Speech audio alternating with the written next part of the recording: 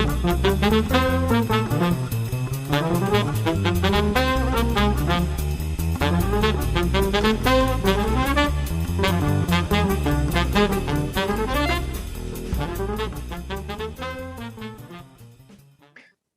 to Business Brains and the Bottom Line podcast. My name is Paul Delegro, your host, and my guest today is Danielle Mulvey. She's the chief curator of the All In Company. Welcome to the show, Danielle. Thanks so much, Paul. Excited to be here. And on another side note, you're a fellow podcaster too, by the way. So you have your own podcast called Profit First Nation. Congratulations on that. Thank you. It's a lot of fun, isn't it, hosting a podcast? It really is. We had been talking earlier about, I've met people all over the world from this podcast that I would have never met if I was not a podcaster. So it's been a fun journey for sure. And it's not ending now, by the way. Yeah. Keep going. Well, Danielle, the reason why I wanted to have you on the show, I know you've got several companies, but one of your companies, the All In Company, really specializes on how to attract and hire 5-star employees. And I'll let you give the definition of that. But that's a big issue for people, especially with this pandemic and remote workforces. And how do you figure out if someone's going to be a good employee? But so let's back up a little bit. How did you get into this? And then you can kind of talk about your strategy of what you really do. Sure. So we define a 5-star employee as the top 15% of available talent in the market, which means statistically a 5-star employee is going to be 1 out of 7 potential employees or potential candidates is statistically a 5-star employee. So, you're looking for the cream of the crop, the top 15%, which means you have to kiss a lot of frogs along the process until you find that prince of a candidate or princess of a candidate. And, I got into this kind of 2 things. Number one, I started my first business when I was 25, ripe old age of 25. And my hiring strategy back then was to hire people younger than me because they wouldn't know if I was a good boss or a bad boss or, I didn't know what I was doing. So I figured I'd hire people who would know less than I know. And that worked for a few years. And then I had someone on our team and I woke up on a Monday morning and said to myself, can I call in sick to my own company? Because I just dreaded the thought on that Monday of going in and dealing with this employee for another week. And I knew he was frustrating my staff as well. Yeah. And that was sort of the moment, the line in the sand where I said, enough. I need to get serious. I need to, really have a better strategy than hiring people younger than me. So at that moment, I really just went all in on recruiting and hiring. And so this is 2000. So top grading is kind of really has a lot of buzz in the market. Sure. Jack Welch was the president and CEO of GE. He really is the one that probably brought top grading to the forefront. And top grading was great and it served me well. And it's the ABC player model and such. But what's interesting is almost 25 years later, top grading hasn't evolved. It's, using the same interview process and such. And, now we have so many amazing tools. People are applying online. There's just all this stuff going on. And so over the last, especially 10, 15 years, I've been adding technology and adding additional filters in my process so that, I'm filtering out the 1, 2, and 3-star candidates. So when I get to the interview process and I get to the testing phase of candidates, I'm already filtered out those 1, 2, and 3-star candidates along the way. And then, how am I here today? Because I have multiple businesses and, I only spend about 10 hours a week overseeing the operations of those businesses because I have 5-star employees who do jobs better than me. And So what do you hold on? If you're only working 10 hours a week, what are you doing with the rest of the week? So I'm hosting a podcast. Okay. And really kind of my passion is working with other entrepreneurs. And so when I became the host of Profit First Nation and started working in the Profit First world, Mike Michalowicz, the author of Profit First, he does the keynote, and then I will follow behind with doing the workshop, et cetera. And in working with these entrepreneurs, what's interesting is, especially with businesses with 10 or more employees and $1 million or more in real revenue, what's killing their profitability is their payroll expense. Yeah, no and doubt. Why is their payroll expense killing their profitability? Because they have too many 1, 2, and 3-star employees just collecting a paycheck. And a 5-star employee, one 5-star employee does the work of 2 or 3, 1, 2, or 3-star employees. So you could be doubling, paying twice what you need to be paying for payroll if you have too many 1, 2, and 3-star employees. And so, it's like Mike and I kind of are cut from the same cloth and kind of went through the same programming. Yep. and things like that. So we are collaborating on his next book, which is tentatively called All In. And so it's like, now we're helping entrepreneurs. We've understood their profitability. He's got all these other books, Run Like Clockwork, Get Different, et cetera. But now what we're going to be doing and what we're doing now in previewing content for the book is teaching business owners how to fix their profitability problem if the problem is in their payroll. And that's, how to gracefully elevate those 1, 2, and 3-star employees to what we term alumni status, and then replace them with 5-star employees, and by using a process and a system that creates a 90% effectiveness rate in hiring. So now you're getting to the meat of this. Like, it's nice on a piece of paper to say, hey, just hire 5-star employees. Right. Easier said than done, right? So without giving all your trade secrets away, I know you don't. Oh, I'll give it away. Let's talk. So how do you start? Like, how do you do this? Like, I'm Joe Blow. I have a company, and I need to hire good employees. How do I do it? Yeah. Well, you stop doing what everyone else is doing. Number one, we find that most businesses, they just are like running by the seat of their pants. It's sort of like an ad hoc. They're copying what other people are doing in their recruitment and hiring process. They're just posting an ad on Indeed, and that job posting comes from, they took 3 other job postings from other competitors with similar job titles and merged it into one. So it's just this like blah garbledygook that doesn't like hold any legs to it. So the first thing is you got to get different. And what you want to do in your process is you want to attract the 5-star candidates, and to a certain degree repel the 1, 2, and 3-star candidates. And then when you get people into your pipeline, you want to take them through the 5-star employee rating system, which we can totally dive into. I'd love to.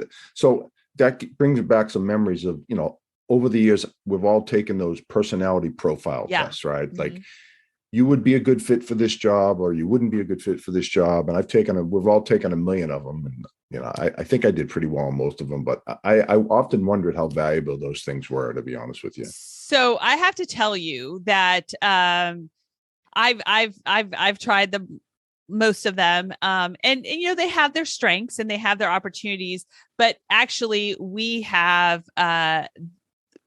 like a really super objective assessment that takes about 35 minutes to take. And what's awesome about it is once a candidate completes the assessment, it's bumped up against the benchmark for the role.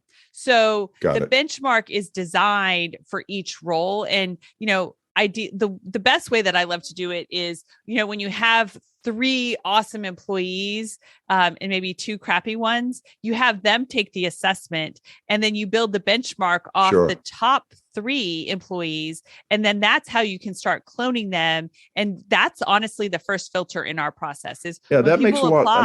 That actually makes a lot of sense, right? If you have a successful employee with these characteristics, let's try to, mirror those, right? Exactly. And so when a candidate applies, and they take the assessment and they score 70% or higher, they move on to the next phase. If they score less than 70%, that's the end of the road for them in our process. But what the interesting thing is, the majority of applicants don't even take the assessment, even though it's prominently listed as once you apply, you're going to get an assessment and it must be completed within 24 hours. Like 60-70% of the candidates who take the effort to apply don't take the assessment. They don't Really? even click on it. So Why do you think that? Why do you think that is? Oh, because they're 1, 2, and 3-star employees. Right. So that's a part of the screening process too. If Exactly. they don't We want to start take the filtering exam, them out. You yeah, start good filtering point, them by the out way. Yeah. right from the beginning. I remember when I first took, I'm talking 40 years ago, when I took those first tests, I was always scared. You don't know, like, oh, is it going to come out that I'm like some degenerate or something? You're a little nervous I think people are probably a little apprehensive to take the test because they're worried what it might say. Right. And, I like, okay, that's fine. But we haven't, those people haven't revealed themselves to us, because when you cast a wide net and you get lots of applicants, so people, number one, you can't just rely on Indeed. I mean, you need to think out of the box. You need to cast a wide net. You need to, be out there so much that you're attracting so many candidates. I mean, for our last hire was for a claims examiner for one of our businesses that processes long-term care claims. I think we had upwards of 75 candidates for one position. Wow. And it's really, statistically, I ended up with 3 potential 5-star candidates at the end that we, determined who we were going to make the offer to. But, the majority of people, I mean, I think it was like 62 didn't even take the assessment, and that's fine. I don't even look at their resume. Like, if they don't take the assessment, they are not qualified. They don't move on. So it's important, if you want to be objective about your hiring, you have to stick to following the rules and say, okay, if my rule is they have to take the assessment and they have to score 70% or higher, those who don't, like, that's okay. 85% of my candidates are going to be 1, 2, and 3-star candidates. It's fine. Like, I want to filter those people out. In hindsight, I mean, it probably saves you a lot of time. Yeah. I mean, think of if you had 85 people to go through and, they all took the assessment, but, weeding out factor one, no assessment, you're out. Exactly. And it removes that subjectivity too of, someone pulling on your heartstrings or, someone having a good talk. Sure. So yeah, you definitely want to have filters along the way, and it's getting you down to kind of what I call that golden needle in the haystack, that the ideal candidate for the position. And it's the top 15% of the applicants or the available talent, really. So the assessment itself, who developed that?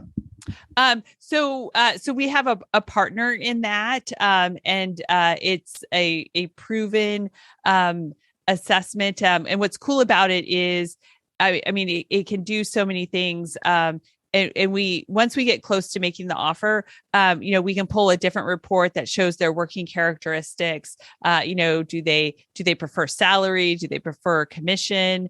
So we kind of understand a little bit of their motivations, and then we can also run a team's report on them to see like how they show up as a team member, and what's the best way to communicate with them, and vice versa, what's the best way for them to communicate with other team types on the team. So it's a really comprehensive opportunity. But you know what I think what's interesting is when you're getting people that are on your benchmark or just like one off from your benchmark, like you don't have to, like, they're already there. Like, that's right. The point. I find also too much that people, they have someone and they think that they can transform them, that they can move this person who is, diplomatic to being wildly independent. And it's like, no, you can't move people like from one extreme to the other. So that's why this assessment is really valuable. And, in some positions, you need someone who is very diplomatic. And in other positions, you need someone who's a little bit more independent about things. So based on the role. Exactly. It's exactly based on the role. So the benchmark is designed and based on the role. And there's multiple ways that you can get at your benchmark. And what's cool is that multiple ways, usually always ties back and there's consistency across them. So again, it's just proving this objectiveness really helps you eliminate the chance of a mishire. Mm-hmm. Yeah. So you said your success rate is about 90%. Is that, did I hear that correctly? Yeah. That's pretty high, by the way. So on average, people have about a 25% success rate in terms of hiring a 5-star type employee. Sure. That's a good data point. I was going to ask you that actually, what the mere mortals are doing out there, but the superhumans like you are. So that means 3 out of 4 hires are really mishires. Right. Oh, that's a horrible, horrible miss rate. Unbelievable. So your company, other companies hire you to do the screening process and interviewing process for them? So what we do is we teach people, we teach companies how to really understand what they're looking for and what they're not looking for. And so we take them through a process on, first of all, like recruitment, how do you, cast a wide net? How do you have a job posting that attracts the top 15% of available talent and honestly repels the 1, 2, and 3-star candidates? And then how do you take that candidate through what we call a hiring gauntlet? It starts with the assessment. So, when someone works with us, they get 1 year subscription to the assessment tools, and we teach them how to use it. And it's really key because it also helps them, it's a applicant tracking system too. So it really up levels their game. People can apply through the portal. They can be posting the job anywhere, everywhere. And then we teach them once you've identified someone, and they've scored 70% or higher on the assessment, then you continue them through your hiring gauntlet. So you want to now take them through the 5-star employee rating system, which is another objective way to assess talent. And I can go through that super fast. Yeah, that'd be great. I'd love to hear it, actually. Okay. So there's 5 criteria, shocking, in the 5-star employee rating system. And the first criteria is alignment with core values. So, owners always are like, oh, if I could just clone myself. Well, the way you clone yourself is to make sure that you are hiring people that share your true core values. So you have 3 to 5 true core values. And when you identify those core values, these aren't aspirational. These aren't accidental. These aren't things that happen occasionally. These are the things that just like 100% are true 1,000% of the time. You live by these. Yes. And so it's important once you identify those that you have clarifying statements. So, if one of your values is integrity, what does integrity mean to you? Because your definition of integrity might be different than my definition of integrity as a core value. So it's really important that you have that and you start sharing those core values in the job posting. And now you're standing out from the crowd. Right. And then the second criteria are the 11 universal qualities of a 5-star employee. So we've identified 11 universal qualities, and so we've got questions that are kind of standard questions, but then we also work with entrepreneurs on customizing questions specific to what they're looking for when it comes to the 11 qualities. And on the 11 qualities, they're color coded too. So there's 2 that are green, which means they're relatively easy to change. There are 7 that are gray, which, can be changed. But if you take on someone who doesn't meet your level of where you want them to be in that will require some coaching. And then there's 2 that are red.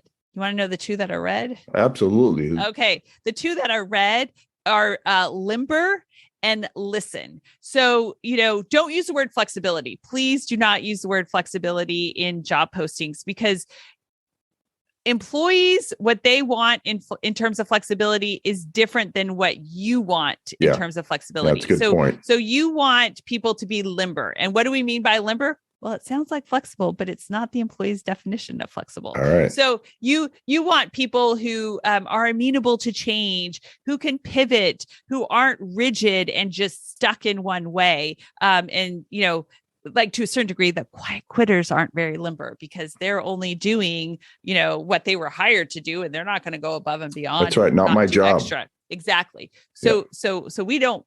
Those people are not 5-star employees. So if you identify someone who's not limber, boom, they're out. Like that's the red flag right there. And then the other one is listen. So you want people that actively listen with all their senses. They're observing things. They're listening with their ears. Auditorily, is that the word I don't know. Thank you. I think something like that. Yeah. And they're taking notes, like they're learning from what they see, and they're taking it all in from their environment. And that is really, something that someone has or doesn't have. In most small businesses, because they're relying on just a handful of employees, not thousands of people, they really need people who are attuned and listening and paying attention all of the time in the business. So then the third criteria is the aptitudes and skills for the role. So there's about just shy of 30 aptitudes that we've identified. And so you go through a process of picking out which aptitudes are appropriate for which role. And then we have standard questions, and then we help you customize questions around each aptitude. So one example of an aptitude is creativity. Well, let me tell you, we worked with a lot of accounting firms, and shockingly, none of them have picked creativity as an aptitude necessary. It's pretty black and white in that industry, right? Bookkeeper account. So it just kind of shows you how like the aptitudes and skills different. And then you want to have skills testing. So what skills besides the aptitudes, what hard skills do you need? That's actually a big one, Dan. Mm-hmm. That's actually a big one I hear, Danielle, is like someone will hire someone. So I'm in technology. Information technology, and I'll hear from customers that say, hey man, this guy had a great resume, then we get him on board and he didn't know anything. Right That's a problem. Yeah, people, it doesn't matter what you say, it matters what you do. So that is why it's so important to test. And I would, 95% of companies fail to test candidates. They, it's human nature. And this is why, you want to move from being a subjective hiring and move to objective hiring, where it's very clear, you test the candidate. Okay, they passed or they failed. Like, I need them to have a 10 key with, so many keystrokes per minute. And if they don't have that, then I'm sorry, you're not a 5-star candidate any longer in our pool. Then the fourth criteria are the success metrics. So it's really important that you define what success looks like in the role. So you narrow down that job description. Yep. And you have to have that long job description. That's fine, but you don't have to post that. You just have to present it at some point. But you narrow down the position to the 3 to 5 key responsibilities. Ideally, these 3 to 5 key responsibilities are helping you to drive revenue in your company and drive profitability. And every position, I don't care what position it is, has an impact on revenue. And you just need to make sure that their key responsibilities are focused on that. And then how do you quantify what success looks like in the role? And when we say quantify what success looks like for those responsibilities, what's the metric? What's the dollars? Sure. What's the percentage? What's the number? So for example, in our business that processes long-term care claims, our success metrics are 98% financial accuracy, 95% procedural accuracy, and 42 claims a day.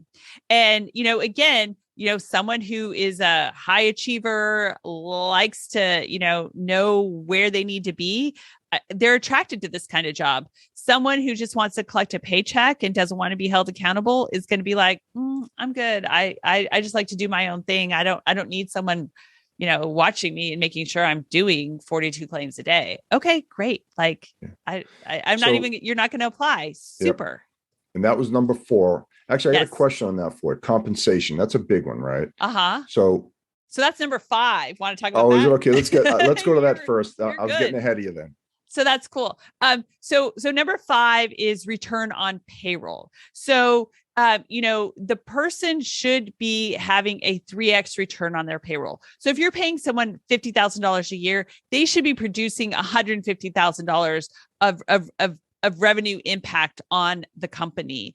And when you talk about compensation and talk about pay, you can never pay someone to improve their performance, because they either have it or they don't. And money is not the motivator. Money's not going to change moving someone to be more creative if you need them to be more creative.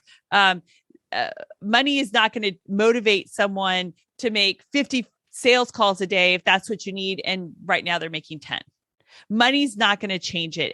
And too often, people think, oh, it'd be cheaper for me to just pay this person $10,000 more to improve their performance instead of trying to go out and hire someone. And I probably wouldn't do that good of a job at it anyways.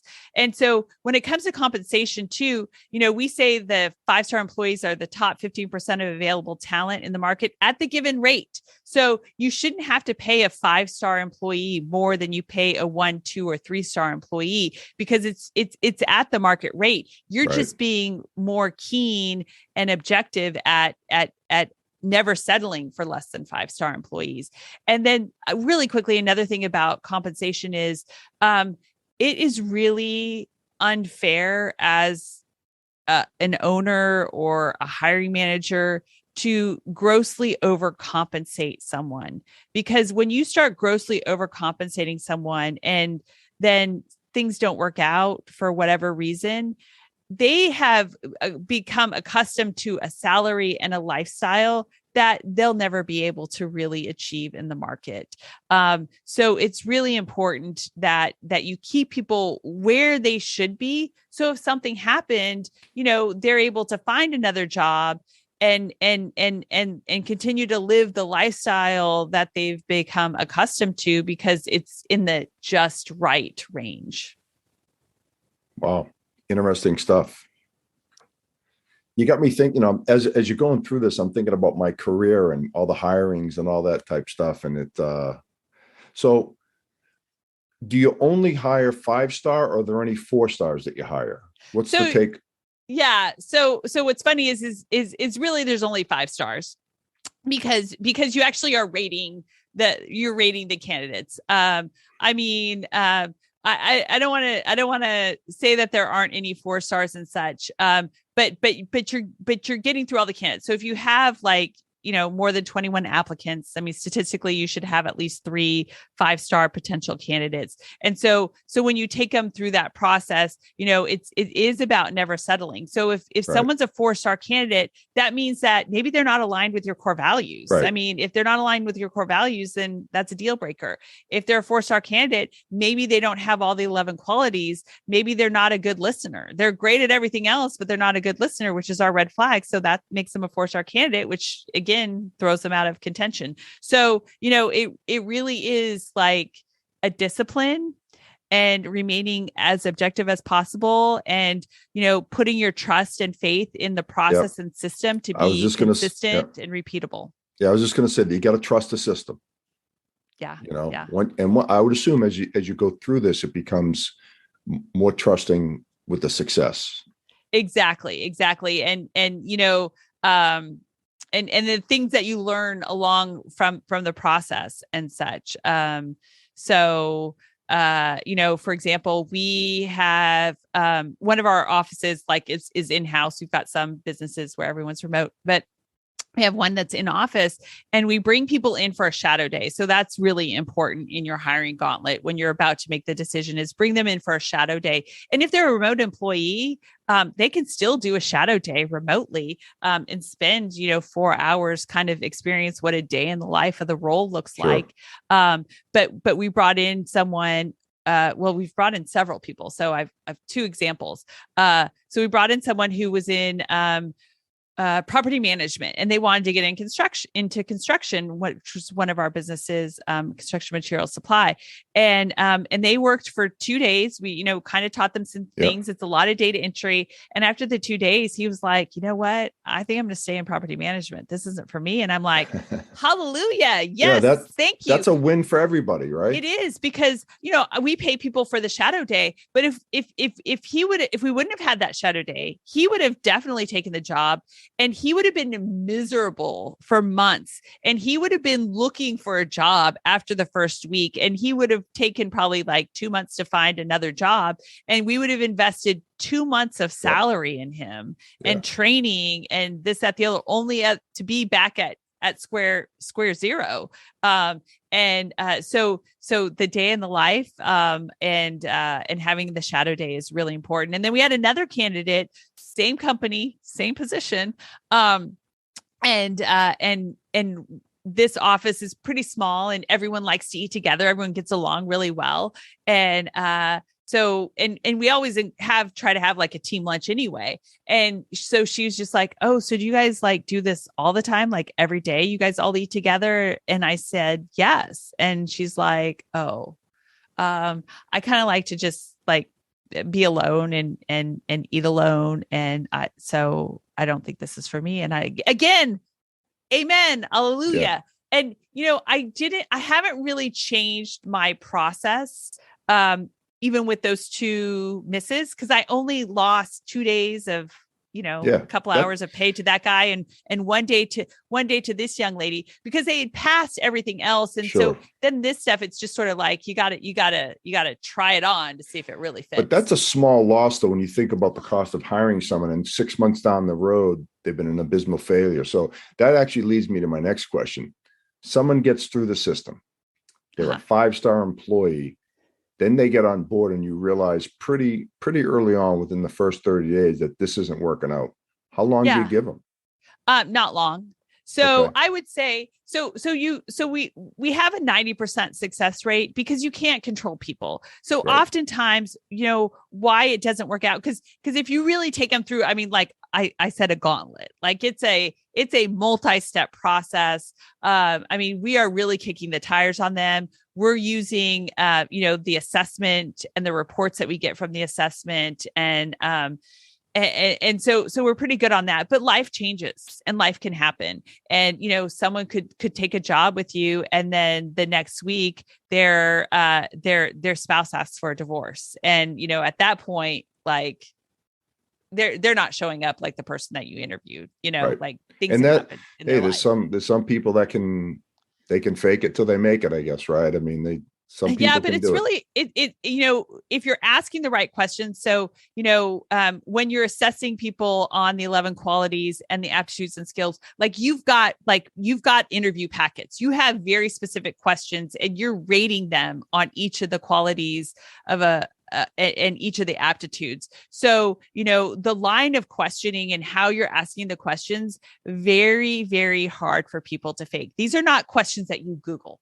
People are really good at answering they can fake it on the questions that are running around on the internet, on Google. But when you ask people to tell stories, so, tell me about a time when you were asked to do something that was a breach in confidentiality, or something that, you felt would not be, was not legal. I'm just thinking about like ethical or something. Yeah. And you just wait until they answer. And so, I mean, the way that you question people and be consistent in your questions, and be prepared and have packets and such, it kind of eliminates those people who are, faking it until they make it. So how long does this process take typically, from the first contact to the assessment to interviews? Well, that's interesting. So I try to get people through as soon as possible. So as soon as an assessment is taken, even on the weekends, I mean, this is me, because I'm a huge nerd about this. But if someone passes the assessment on a weekend, I'm immediately trying to reach out to them. And I like to use nights and weekends, because if it's a great candidate and they're a 5-star employee, I mean, they're a 5-star where they are now. Um, Yeah, they'll interview anytime. They'll talk to you anytime. Correct. And I don't want to put a burden on their, on their current job and such. And so by accommodating them and kind of bending over other companies, they already start to like us better.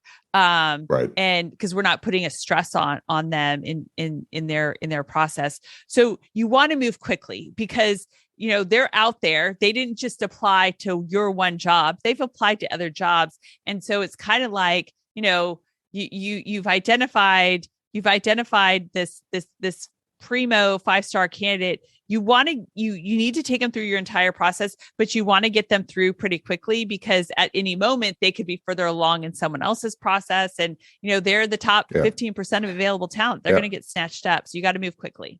Yeah, so it's like any sales process. I've been on the sales side for years. You got to keep the momentum going. Exactly. Got to keep kicking the can down the road, as they say, because just people lose interest if you don't.